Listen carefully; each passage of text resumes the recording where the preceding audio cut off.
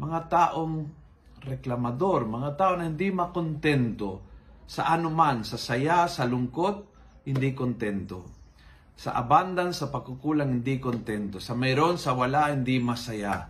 Sa may nangyari, sa wala nangyari, hindi masaya. May mga tao na may ganyan sakit. Yung sakit na kahit anong darating sa buhay mo, hindi maramdaman na ganap, na kompleto, na saya, na blessing yan, ng kailangan magpasalamat. At yun ay isang sakit. Isang sakit dahil nasisira ang buong buhay mo. Dahil anumang ibibigay ng Diyos sa pamamagitan ng mga tao, ng pamilya, ng mga katrabaho, ng pangyayari sa buhay, anumang ibibigay ng Diyos, hindi i-appreciate kasi laging may kulang.